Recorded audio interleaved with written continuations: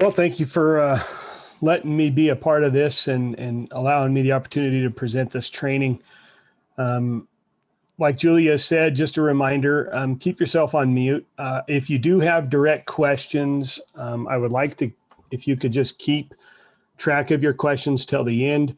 One of the things that we're going to try to create at the conclusion of this is a frequently asked question sheet to go along with this training. And so if we can try to capture those the best we can as we get to the end. So if there's something I talk about that you spurs a question in your mind, please jot that down and save it until we get to the end. That way we're not slowing down the process of the presentation. So with that, we'll get started. Like Julia said, my name's Trent Hollister. I'm with the State 4-H office. I've been with the State 4-H office now for 2.5 years as our state volunteer and leader development specialist. A lot of things fit under the hat that I wear outside of the volunteer component. One of those is the club finance and club chartering process. So that's one of the things that I take lead on in the state. So that's why Kinsey and Julia asked me to present this presentation. So with that, we're going to go ahead and get started. One of the things that I want to do real quick, just to kind of get a gauge of the audience that we have listening, I want us to do a quick introduction. Don't want us to take a long time, and I don't want you telling me a long story, but I do want your name, what your role in the 4-H program is, and how many years you've been a part of it. And I said as a volunteer, but I know we've got some staff that are on here as well. So if you guys could go around, if you would just unmute yourself, introduce yourself, I would greatly appreciate it. Okay, I guess you're not going to call on people. This is Faye Benson. I am the assistant org leader for the Rocky Mountain Snowbirds of Boulder County, also head archery instructor. Oh, I've been a leader in 4-H now for 18 years. Okay. I'm Tina Pullman. I'm in Boulder County. I've been a 4-H leader for 32 years. I'm an organizational leader and certified shooting sports in pistol, rifle, and archery. Bergenfeld, I'm a leader in El Paso County. This is my 30th year as a leader.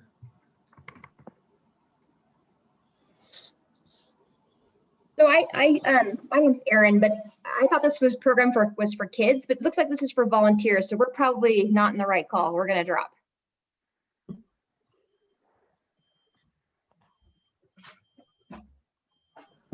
I'm Gayla Mortensen. I am with Boulder Valley. I have been an organizational leader for 2 years now and been involved with 4-H for 5.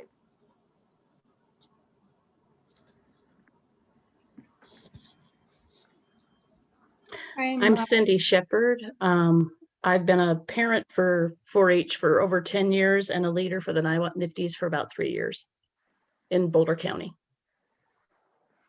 My name is Jennifer Somerville. I'm in Douglas County. I've been an organizational leader for 8 years in the Oakland Okays Club, and I'm a leader in multiple projects.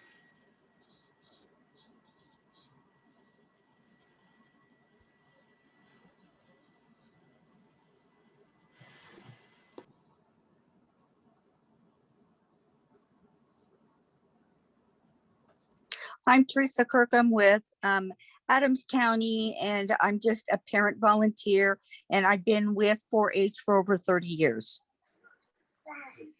Just a parent volunteer. I don't know that that's just, but.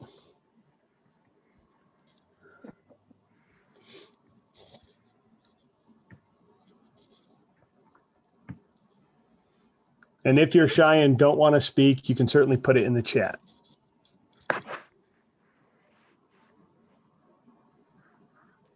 I know we had Rosie Scanlon from Adams County. She's been a rabbit judging coach and rabbit superintendent and leader in Adams County for 30 years. So she did put that in the chat. Sorry, Josie.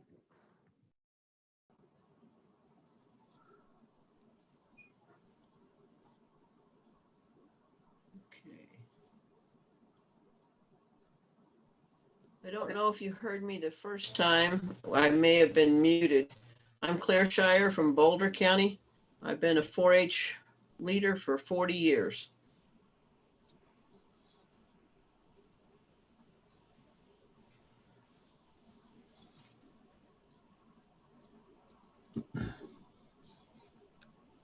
And I I'm see Diane.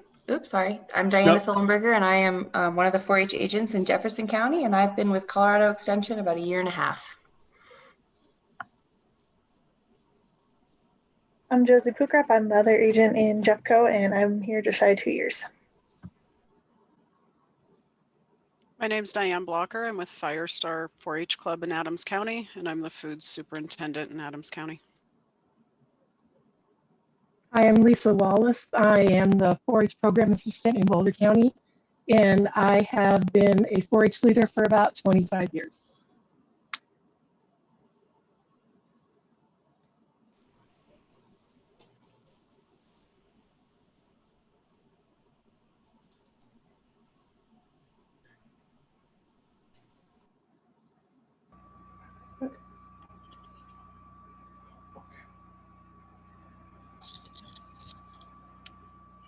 Okay. If I missed you and you want to introduce yourself, just go ahead and type it in the chat. Looks like we have a pretty good variety, some new and some 30+ year leaders. So hopefully you guys all get something out of today, at least some information that maybe you didn't know, or maybe you had an idea. Try to clarify just some basics. So this is basically a Money Matters introductory training basics. I'm not going to go into a whole lot of detail specifically about things beyond some introductory. I will, when we get into the questions, if we need to dig into a few other things, certainly do so as we get to that point. But so to go ahead and get started, when we talk about money and 4-H money, I went one too far. 4-H dollars are what we call public funds. And a lot of people ask, well, what is public funds? What does that mean when we say 4-H dollars or 4-H money equals public funds? Well, public funds are any money that is received or generated by a public entity. 4-H as a 501c3 is a public entity. So whether those dollars come from grant, fees, or fundraising, any dollar that we generate is equal to a public fund or public money, which means we're accountable to the public. The way the IRS at least defines in terms of that with us is very unique. And that's what we're going to talk about a lot today, is how the IRS defines what 4-H is, how we operate, the things that we can and cannot do with 4-H dollars.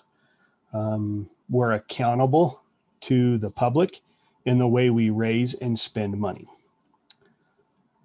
So with that, some very fundamental things around 4-H dollars. When we raise 4-H dollars, the 4-H money that we receive by any club or group that's chartered, again, is public money.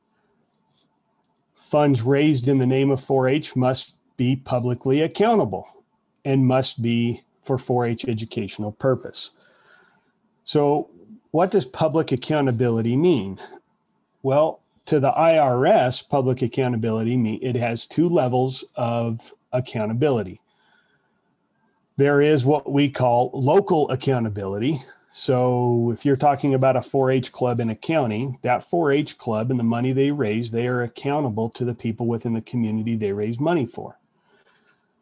They're also accountable at a federal level when we talk about the IRS and the USDA in terms of the allowance of us to use the 4-H name and emblem and our ability to be a 501c3, which is not just tax exempt, but we are a tax deductible entity as well. So some individual who donates money to 4-H can deduct that donation from their taxes.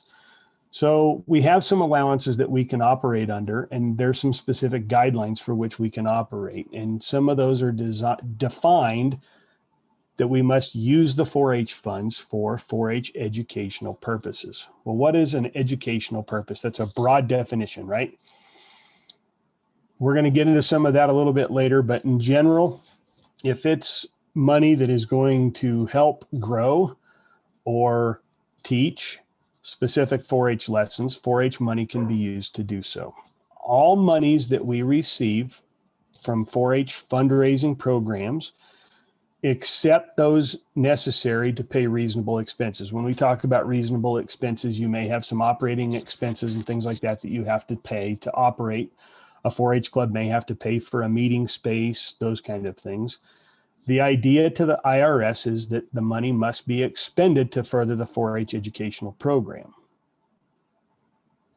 All of the 4-H clubs across the state that are chartered have a set of bylaws. Within those bylaws, the first article identifies what that educational program is. That's why the IRS, when you guys do your annual club chartering, that Article 1 in the bylaws is so critical that it's word for word what the IRS has approved. That's how it defines what our 4-H educational program is to the federal government. So there's some basics. So now we get into a little bit of specific things. When we talk about 4-H money, one of the biggest things we talk about is fundraising. How do we generate the dollars that we use in the 4-H program? And what are some of the regulations and rules around that fundraising effort? Essentially, any money raised in the name of 4-H must be used, like I've said before, and I'll probably repeat myself a few times, it has to be used for 4-H educational purposes. So there are some things that we can, and there's some things that we cannot do with dollars raised in the name of 4-H. Now, how can we raise funds? When we say money raised, we have lots of options: fundraisers, grants, donations. There's a lot of ways that we generate those dollars. The source of those dollars is irrelevant in what those dollars become when they enter a 4-H account. The minute they're raised in the name of 4-H, they are public dollars. So we are then accountable to how we use and spend that money. Some basic guidelines that we throw out there: fundraising should only be conducted to meet a specific 4-H club or group educational goal. 4-H is not a fundraising organization. Our job is not to just go out and raise funds. We know fundraising is a big component of the work we do, but the funds that we raise have to be connected to an educational goal.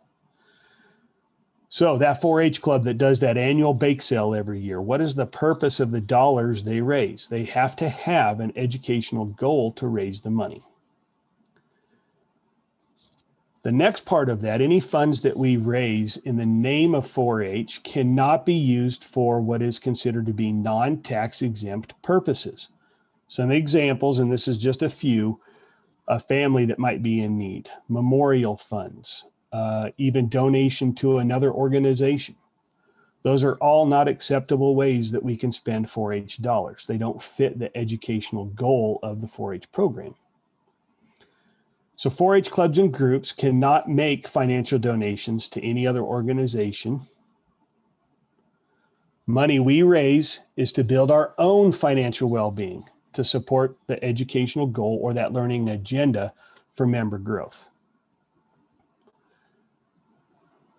Grants, donations, they fit under the same category. So I'll repeat myself. The way we raise money, or the source of that revenue, it doesn't change how we can spend those dollars.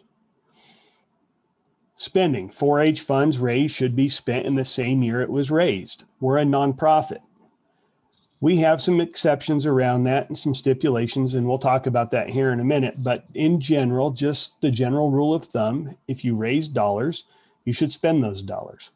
That's why connecting the dollars we raise to an educational goal or objective is critical. If we have a project we're working on and we're raising money for that project should be an immediate project that we're working on. So we raise the money and we use the money. We have to follow proper money handling procedures established by state and county. There are a lot of money handling procedures. I'll just mention a few. We won't go into a whole lot of specifics, but one of the questions I often get are signers. Do we have to have 2 signers on an account? At the state level, we require all checking accounts to have 2 signers from a minimum of 2 households. So 2 signers can't be within the same household. They have to be from 2 separate households.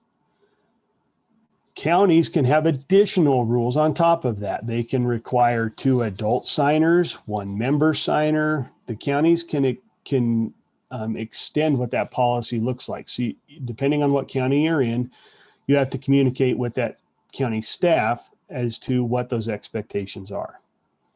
There are some reasons why we require 2 signers. One of the reasons that we require 2 signers is, for example, in the case of fraudulent behavior.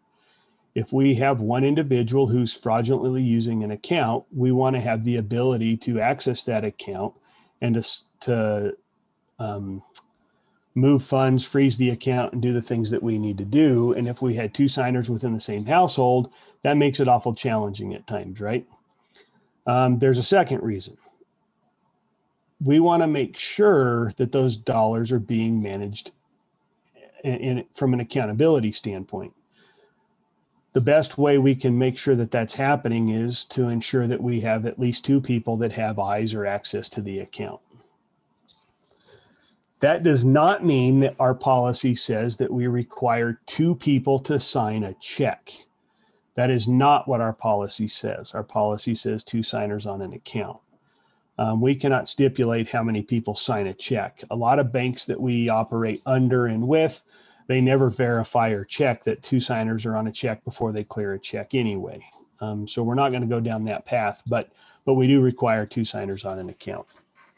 Some of the other, when we talk about proper money handling procedures, one of them would be, let's talk about a 4-H club that wants to spend money on a specific project. That project should be identified at a 4-H club meeting, and there should be a vote to approve the expenditure of those funds. A 4-H club leader should not just be expending and spending club funds without the approval of the membership to do so. So all funds that are spent in the name of that 4-H club, there should be a vote and an approval to spend those funds. Those are just 2 very basic examples, but money handling procedures, if you have questions, concerns, you can visit with county staff to go over what some of those specific money handling procedures might look like. So the word accountability, what does accountability mean? There's a lot of levels to accountability when we talk about 4-H funds. One of the very top things that we have to be accountable to is the federal regulations that we have. There are federal regulations governing the continued use of the 4-H name and emblem. The United States Department of Agriculture has an agreement, and I'll kind of just give you a brief instruction of how that works. Each state is given the authority to have a 4-H program. That authority is handed to the land-grant university within each state. Here in Colorado, that's Colorado State University. Colorado State University then identifies who that authority is that's going to manage the 4-H program. In Colorado State University, we have 2. We have the Director of Extension and Engagement and the Colorado State 4-H Program Director. They are given the ultimate authority for the use of the 4-H name and emblem and all the fiscal accountability that goes within that. The State 4-H Program Director then gives that authority to county staff to work with all of the county clubs or groups within each county. So there are several levels to what that authority looks like in the state of Colorado. So you as a 4-H club leader, the first person you're going to go to when you talk about accountability is the 4-H staff within your county. They are the first level of that accountability.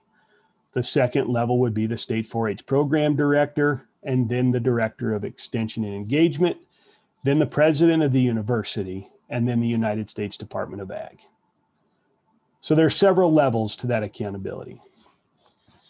Funds raised in the name of 4-H must be publicly accountable and must be for the 4-H educational purpose. Again, that's the same accountability that we talk about regardless. That's just generally the way that it's accepted in terms of the way 4-H funds are to be managed.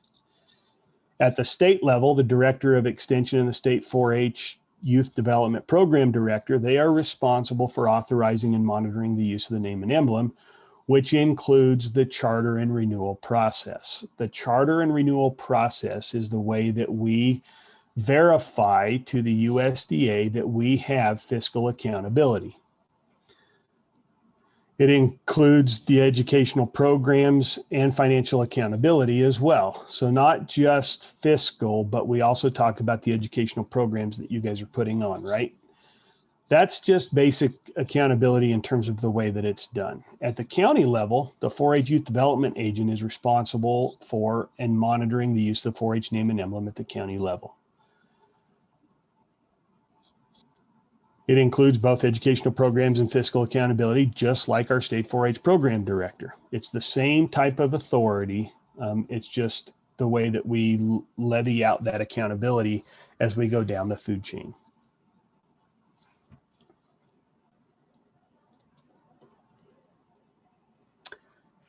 Now, I could probably sit here and talk for about 45 minutes on the club chartering process, and I'm not going to do that tonight. I'm not going to waste all of your time going over the club chartering process and its details. We can do that in another training.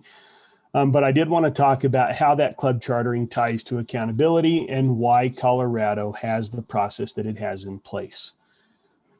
Each 4-H club and chartered group is accountable to Colorado State University Extension 4-H Youth Development Program and the Colorado 4-H Foundation, who holds the 501c3 as our parent 501c3. So every 4-H club and group across the state that's chartered is what we use the term a subordinate.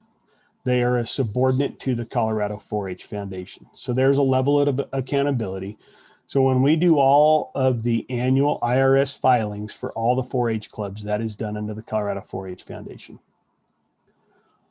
All 4-H clubs and groups across the state are accountable to the federal and state government, and they have to follow IRS rules and guidelines. There's a lot of IRS rules and guidelines. We try to at least keep them as simple and basic as we can. Some of those for our club chartering process are some mandates that are in our bylaws. We have Article 1, which is the name and objective. As you guys remember me earlier talking about, that kind of identifies what our educational program and goals are. That kind of dictates how we spend our dollars. There has to be a dissolution statement. So if a club were to dissolve, what would happen with those dollars? That is a specific statement that the IRS has agreed that is acceptable. So that has to be in there. And then there's a fiscal accountability statement in every bylaw.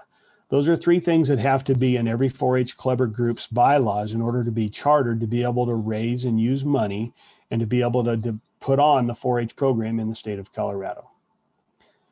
The charter and annual renewal process identifies and acknowledges 4-H clubs and groups as subsidiaries to the Colorado 4-H Foundation. That's specific. And it grants the rights and responsibilities of the nonprofit status to them. In order for a 4-H club or group to maintain that status of 501c3, they have to go through that annual renewal process. Okay.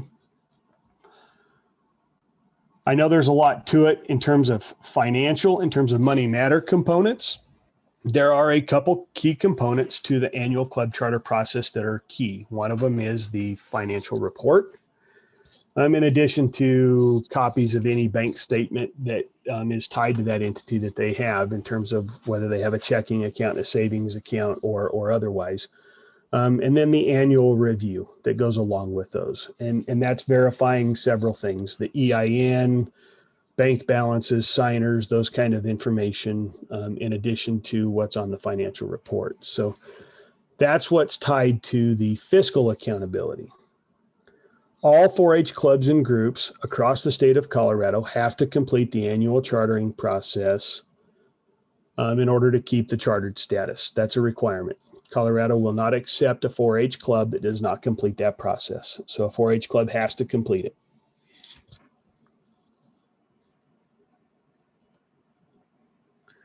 So raising funds for donations, 4-H funds. So we have this conversation and there's a lot of different ways we can talk about this, but I wanted to at least get some of the basics out there just to help answer maybe some simple questions that you guys might have. If you guys remember, 4-H dollars that we generate has to be used for the 4-H educational program and to further the 4-H program itself. So if it's not being used for that, then we can't use those 4-H dollars. So to add to that, 4-H dollars cannot be spent. We can't donate dollars to another organization. So let's say we have a 4-H club and we have money sitting in a club account, and there's, for example, we have a fire and it destroys a big part of the community, and there's a Red Cross organization that's wanting to raise some funds. We can't take the 4-H dollars that are in our 4-H account and donate them to the Red Cross. As good as a gesture as it is, the 4-H dollars that were raised are for the program of 4-H, not for the Red Cross. We can't donate it to a family or an individual who's in need. And we can't donate to a memorial fund or those sort of things. Those are just some basic examples. Okay.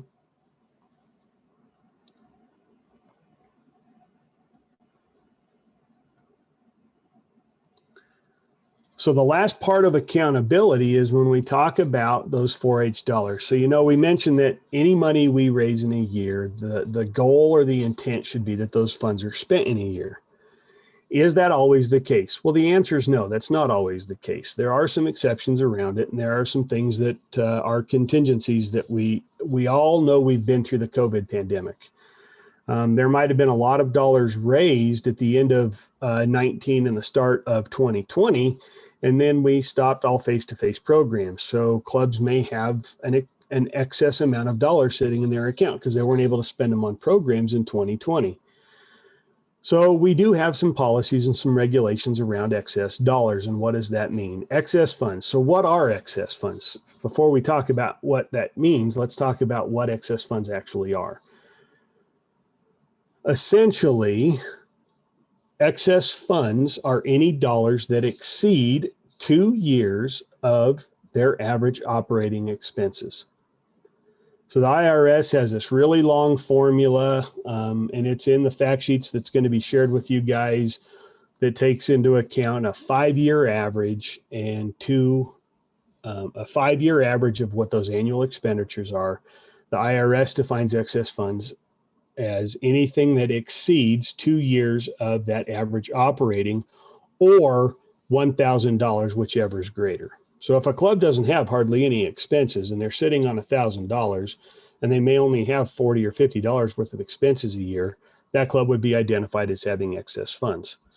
A 4-H club that may spend $25,000 or $30,000 a year and is sitting on $30,000 in their checking account is probably not going to be identified as excess funds, right? So just give you a real quick example, basic math. A 5-year average for 4-H Club A is $10,000. At the end of the year, when we do their club chartering process, they turn in that they have $17,000 in their bank account. They can have 2 years of operating or $1,000, whichever is greater. Well, 2 years of operating would be $20,000. They only have 17. They wouldn't have excess funds. A 4-H Club B has an average of $5,000 of expenditures over a 5-year average, and they're holding on to $13,000 in their checking account. That 4-H club would be identified as having excess funds. Okay, so hopefully you guys understand what excess funds are. So what do we do if a 4-H club has excess funds? Do we just come in and take all their money and say, sorry, you can't have it anymore? Absolutely not. That's not what we do. That's not what we want to have happen. If a 4-H club or group exceeds the limit and has excess funds, what we require at the state 4-H level is that the county staff work with that club to identify a plan to use those funds. There is a time limit on the expenditure of those excess funds, and we put in a 5-year plan. So we expect excess funds to be spent within 5 years.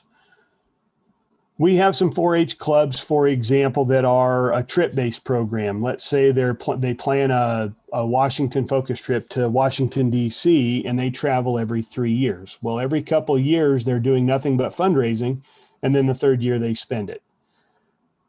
that would be acceptable that they have excess funds as long as they have that plan and they work with that. They have the plan in writing with the county staff in terms of how they're going to spend the funding, how they're going to spend the money. So if the 4-H club or group, like I said, is saving for a specific program objective, it may be to buy panels, it may be to buy sharing equipment. There's a lot of reasons or what they might be banking some money for. What we can't do is just bank money for a rainy day. That will never be acceptable by the IRS or the USDA in terms of why we're holding on to funds. There has to be a specific connection to an educational goal or outcome for the program. So what does the plan have to be then? Well, the plan has to be accomplished, like I said, within 5 years. Okay, so there's a 5-year limit to spending those excess funds. The plan needs to be in writing. It can't just be some verbal agreement that's agreed upon. There has to be a plan put in place that's in writing. Approval is granted from the youth development agent that's within each county. So a club can't just make the decision on their own of how they're going to spend those excess funds. They have to work with their county staff, the county agent, to put together that plan.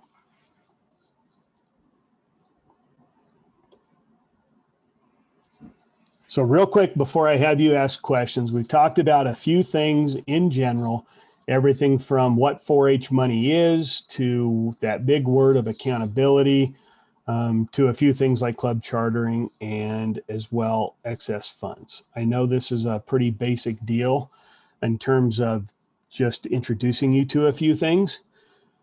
So at this time, what I'd like to do is open it up to some questions that you guys may have. I will monitor the chat as well as anything that you guys have. So if I see a question pop up in the chat, I'll read it and then try to answer the question the best I can. So we'll start with, I do have a question in the chat while you guys are thinking and becoming brave to unmute and ask a question live. The question is, does the club need to vote on bylaws for the charter annually? So when we talk about club chartering, the bylaws, if there are any changes made, of course, there needs to be a vote. The membership needs to vote on them. If there's no changes to the bylaws, there doesn't have to be any annual vote on those bylaws. They're established and in place. Hopefully that answers your question. That's more of a club chartering question. This is Kenzie. I can get the ball rolling. So when you were discussing that 4-H funds from 4-H accounts cannot be used for, you know, going to another nonprofit organization or a memorial, are clubs able to, if for instance, they're doing a fundraiser, but they say, you know, we're raising funds for, you know, the Thompson family because they're going through a hard time, but all funds collected must be like checks written to the Thompson family that club simply delivers. So the funds collected never reach the 4-H account. The 4-Hers are just doing the legwork and doing the recognition. Mm-hmm. Is that appropriate? That is appropriate. So that would be a community service project that a 4-H club would engage in, right? Just like if they were partnering with Red Cross. They can partner with, and if they have some expenses to their side of that community service project, they can use their 4-H dollars to cover the expenses of the project.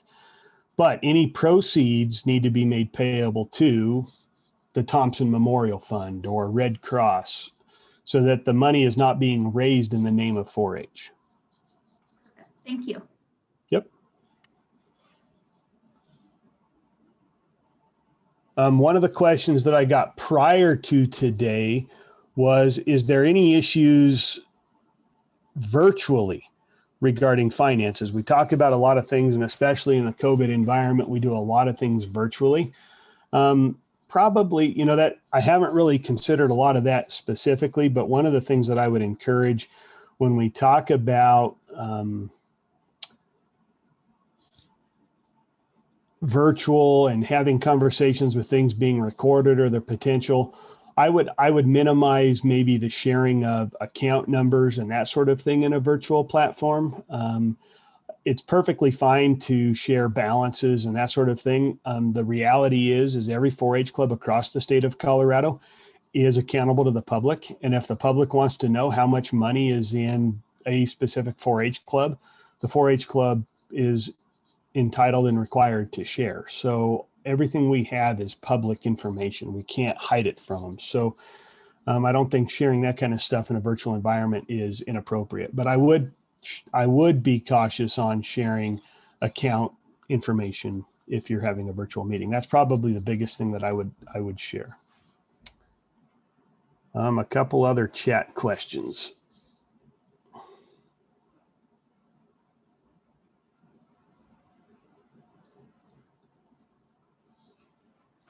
So someone says, not that long ago, we donated to something like Wounded Warriors. Is the policy of requiring funds to be put to 4-H learning activities relatively new? It is not new.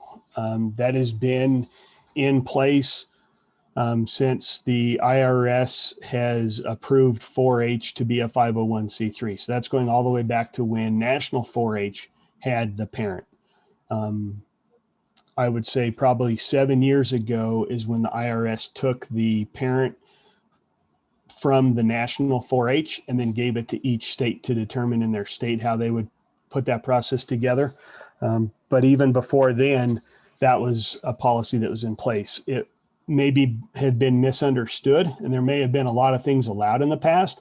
But the reality is that the rule for those 4-H funds and those public funds being used for the organization's use has always been in place. So it has never been okay for us to raise money in the name of 4-H and then turn around and give it to, say, the Wounded Warriors. That's definitely a process that would not have been okay even 10 years ago.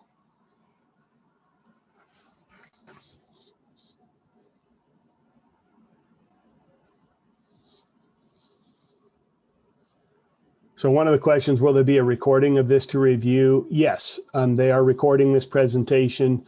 There will also be, I'll make the PowerPoint available as well with all the information. And there will be some additional fact sheets that are going out as resources for you guys in addition to what we covered tonight. So yes. So the next question, if a club family had a recent tragedy or even a new baby, we cannot do small gifts or flowers to said family. That is correct. You cannot do that. If the 4-H club wanted to put together a program, let's say, for example, the 4-H club, we're going to do a basket for a family at a 4-H club meeting, and people brought all the supplies in, and you took time at your club meeting to put together the basket and then go take it to the family. Yeah, that would be 100% acceptable to do. But to go to the store or to go to a flower shop and buy flowers with 4-H dollars to give to that family, no, that would not be an appropriate use of 4-H funds.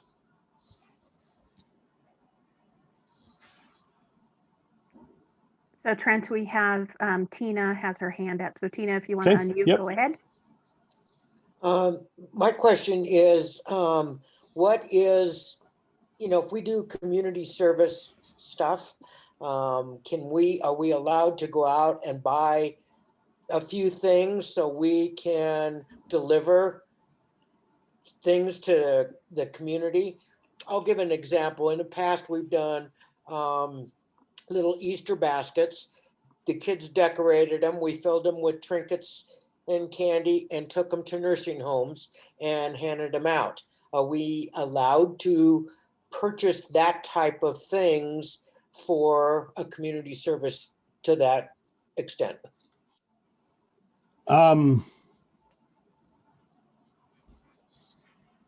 So a little harder question to give a direct answer to that. If you're buying the candy and the treats to just throw in a basket and give away, the answer is no. If you're using your 4-H dollars to buy the paint, the baskets to decorate the baskets, that sort of thing, right? The fabric to cut and line a basket, you're using some 4-H expenses for the supplies needed for that activity. Yes, you can use 4-H dollars to buy the needed supplies. But what we don't want to do is use 4-H dollars just to buy gifts or items to give people. There's a little bit of a gray area. So for example, awards, right? We talk about, 4-H programs give a lot of awards and recognition. Is it okay to buy awards for, let's say, a family who wins some specific club award? Yes, we can use 4-H dollars to purchase awards because awards are what's considered to be recognition, which is part of our educational program and goals.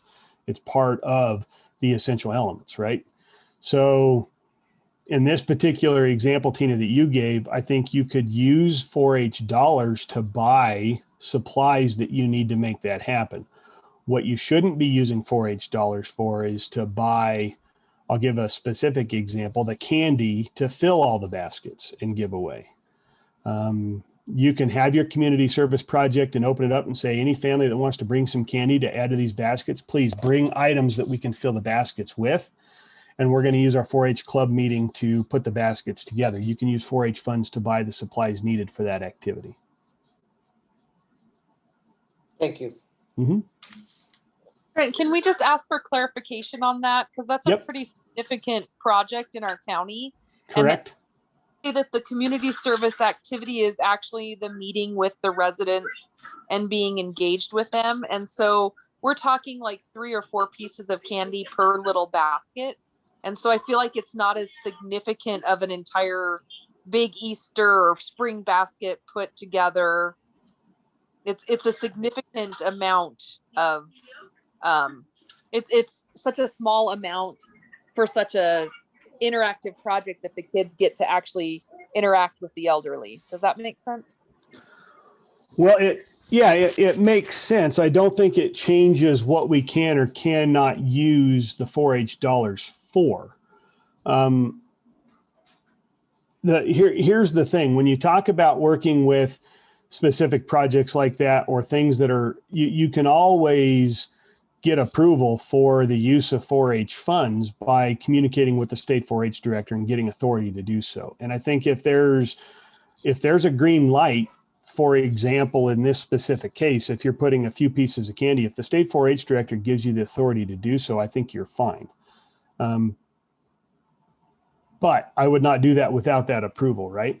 So if you're planning these kind of projects or you have these kind of questions, communicating with your county staff and the county staff communicating with the state 4-H office, I think you'll be able to find that's the best way to do it. The basic side of it, whether you're putting 3 pieces of candy per basket or you're putting $50 worth of candy in each basket, there's the difference is the same. The reason for using 4-H dollars is for the educational program, not to buy candy to give to people. And so there's some other things to this. Okay, let's talk about a parade where you go down a parade and you're throwing candy out and you're talking about advertising, right? And it's typical that when you're walking down a parade, are you buying candy and throwing candy out to the kids? Absolutely. Is that part of maybe an expense that you might have? Yeah, I think it probably can relate to the project that you're working on.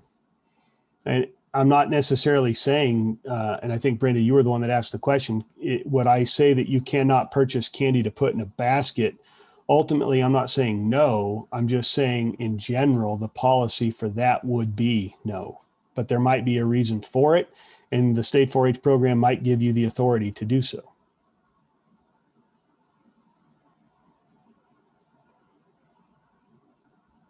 That makes sense. I just wanted to clarify. I appreciate it. Yep.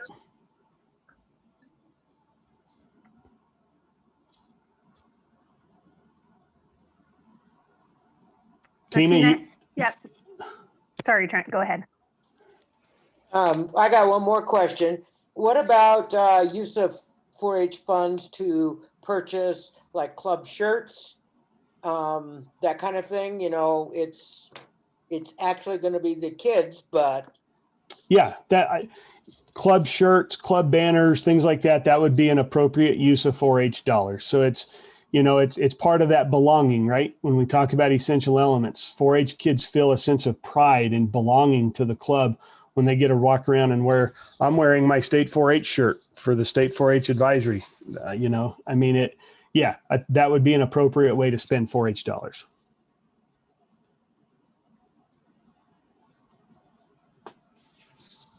I've got a question that comes up a lot with some of my committees. Because it's part of the chartering process to set a budget or approve a budget each year. Hopefully this is correct, because I've always advised my committees that as long as they're spending, so for instance, if they budget, you know, $500 for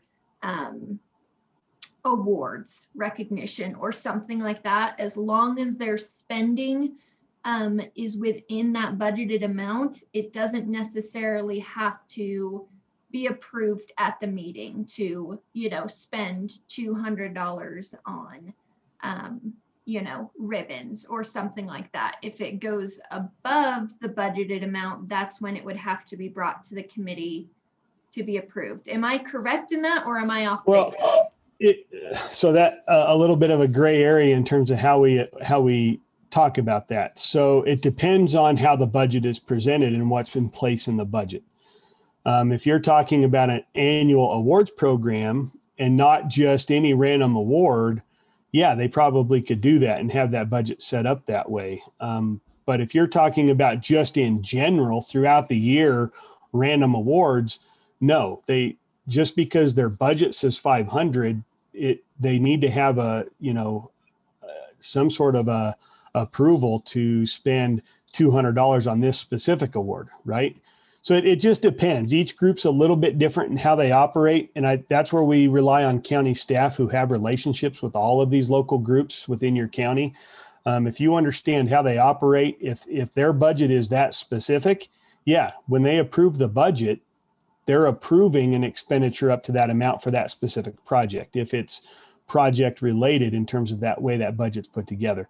If it's just in general throughout the year, we're going to spend $500 on community service. Well, we might do 15 community service projects, right? Each community service project, if they're going to spend, well, we're going to spend $50 this weekend on this community service project, they need to have a vote on that expenditure. Does that help answer your question? Yeah, that makes sense. Because obviously if they want to do, you know, if they were to blow all $1,500 on one community service project, that might not be in the best interest of Correct. the club. So thank you. Correct. That's helpful. Yep.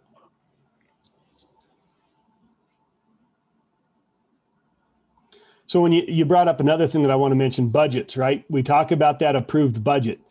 What if a club goes outside of what that budget said for a year? Is it acceptable for them to go outside of that budget? The answer to the question is, yeah, it is. So the budget is what we assume is going to happen. It's a prediction of what the year ahead is going to bring us, right? And maybe some things change in that year and they spend some money a different way. As long as they're voting on the expenditures or the fundraising, it's fine. They may only have, well, we're only going to do $1,000 of fundraising. Well, they have another opportunity and they have an expense that they weren't counting on. Well, they have to do more fundraising to help cover that expense, right? Absolutely. They can go outside of that budget, but there has to be approvals to do so. And that's where it comes to the membership to vote on.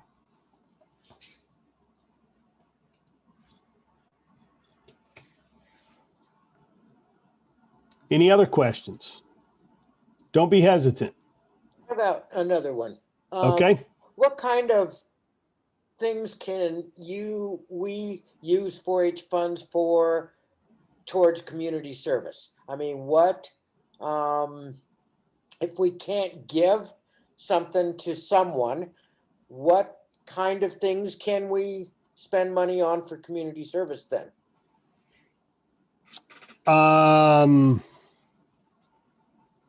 Well, without examples, that's a hard answer to give, but I'll try to say it this way.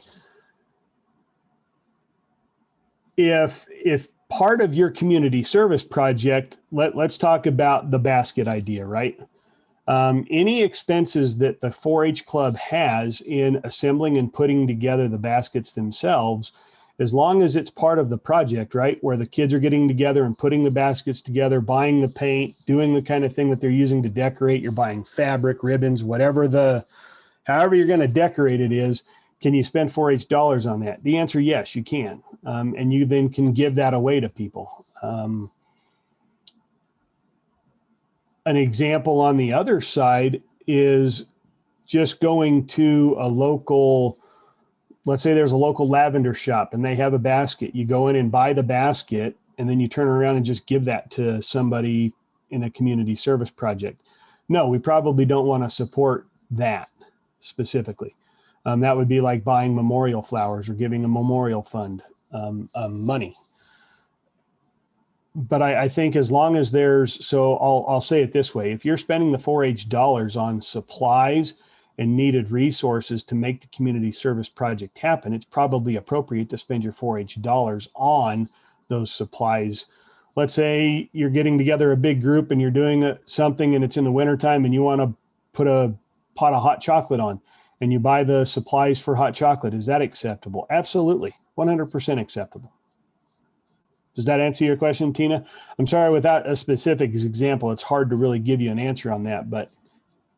Well, I know, but I was just trying to figure out what we can do for community service if we can't give, you know, items, you know, that we've purchased to, you know, like the nursing homes or something.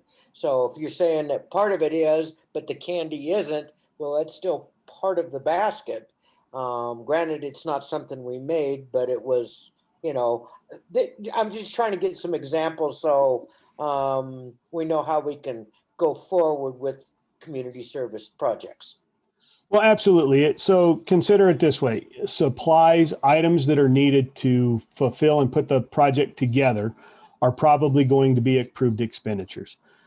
Just buying items to give away, not going to be acceptable. For example, I'll use a Christmas drive that's very common, the Christmas tree at your mall, right? You go to the Christmas tree, you grab a kid's name off the Christmas tree. It tells you their age, their sex, what they're interested in. You then take the 4-H money and go buy all those items and then deliver them. Not an appropriate way to spend 4-H dollars. Okay, we're not going to be buying kids presents just to give away.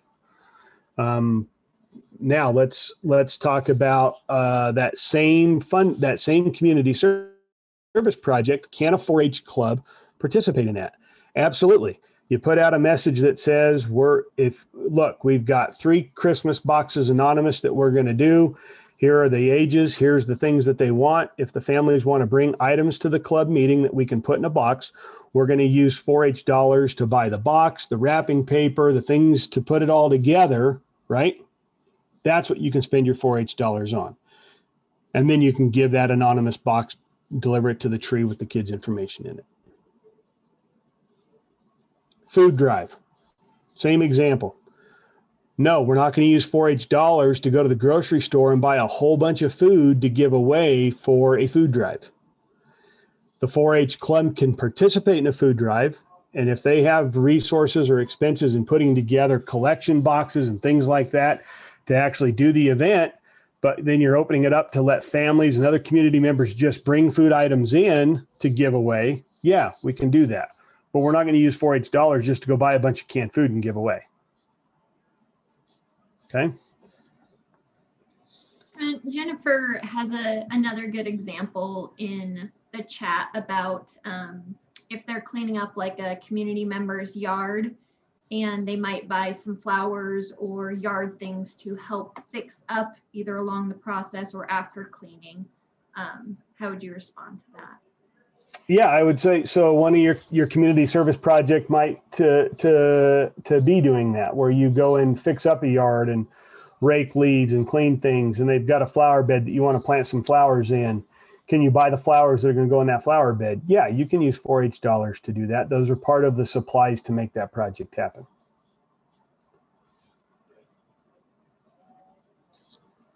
Your 4-H club doesn't have a fan rake. You need to purchase a fan rake to go clean the yard. Yeah, you can go buy the fan rake to go clean the yard as a 4-H club. You need to buy some potting soil or mulch to clean up the yard. Yeah, you can buy those items. Trent, I'm going to interrupt you here just for a second. I'm going to launch just a quick poll. I think it's 4 quick questions just to let us know if you found this training useful, if you learned something today. As 4-H agents and 4-H professionals, we like to make sure that the trainings and workshops that we put on are actually benefiting you guys. So if you wouldn't mind, go ahead and it's anonymous, just respond to that poll. But while you're doing that, please feel free to either type in or unmute and ask Trent some final questions in the last couple minutes. So you should see that poll now. And I want to thank you guys for participating. This topic's a big topic. It's a complicated topic with a lot of information. I had an hour to go over some of the basics. I could probably spend an hour on each of the different topic areas and go into some detail.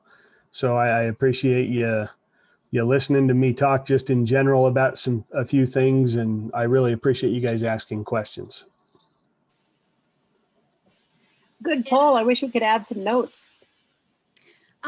We do. Yes, I'm sorry. I don't think that's a possibility, but what we will be doing is we will be following up with everybody that registered with the emails you registered with, because Trent has some Money Matter fact sheets that we can share with you guys, as well as his PowerPoint. So if you guys do have comments that you would like to provide about the training, ways we can improve, constructive criticism, things you liked, please feel free to respond back to that email for us, because we love to make those improvements. So that email will be coming most likely sometime tomorrow to you all.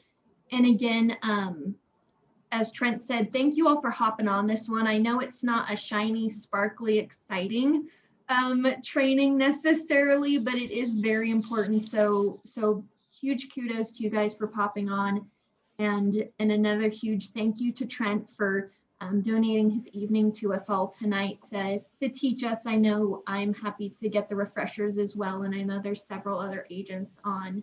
The last thing I do want to mention before we let you guys go or take any last minute questions for Trent is this is part of a monthly leader training series that the 4-H agents in the Front Range have been putting on. So this was the second one in the series. So we do want to let you guys know, Julia did put it in the text, but the next Front Range leader training is going to be hosted by Douglas County, and it's scheduled for March 25th at 6 p.m. And they'll be talking about helping youth connect, heal, and thrive. So around that mental health and youth resiliency topic. So that'll be a cool one. Hopefully some of you will be able to hop on that. So more information will be coming out from your 4-H offices about that training. So thank you, Kenzie. I do believe these are very valuable, and I really do appreciate them. So I will be attending all of them.